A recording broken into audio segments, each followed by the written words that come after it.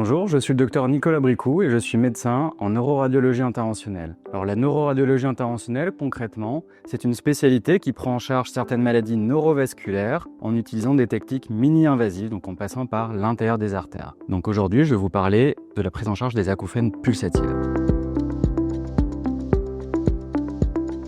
Donc un acouphène, c'est un bruit simple que seul le patient va entendre. Dans l'immense majorité des cas, il s'agit d'un acouphène continu, c'est-à-dire un sifflement, un bourdonnement. Et pour ce type d'acouphène, malheureusement, il n'y a pas de bonne solution. Alors que dans 5 à 10% des cas, ce qui représente quand même 200 à 400 000 personnes en France, il s'agit d'un acouphène pulsatile. Donc les patients vont entendre leur cœur battre dans l'oreille. Cette distinction est extrêmement importante parce que dans le cas d'un acouphène pulsatile, on est bien souvent capable d'identifier une cause et donc de proposer une intervention pour faire disparaître complètement l'acouphène.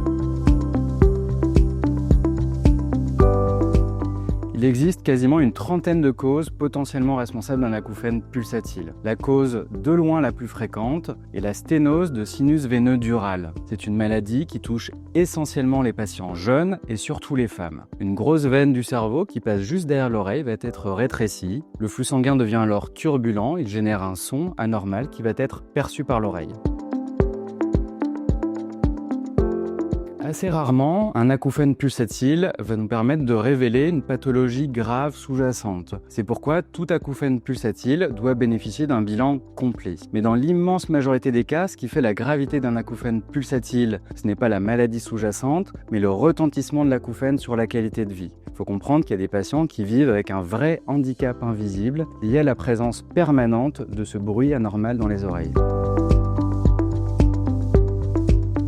Donc si vous présentez un acouphène pulsatile, vous pouvez être adressé par votre médecin en consultation de neuroradiologie interventionnelle. Donc le médecin neuroradiologue interventionnel va pouvoir corréler les données de votre examen clinique avec celles de l'imagerie, donc le scanner et l'IRM, afin d'essayer d'établir un diagnostic qui sera fait dans à peu près 70% des cas. Une fois qu'on a identifié la cause, on est capable souvent de proposer une intervention. Et l'indication du traitement va dépendre de deux choses, donc la gravité de la pathologie sous-jacente, c'est dangereux ou pas pour votre santé, et le retentissement de l'acouphène sur votre qualité de vie. Dans le cas d'une sténose de sinus veineux dural, on propose souvent aux patients de mettre en place un petit stent dans la veine rétrécie afin de supprimer complètement l'acouphène.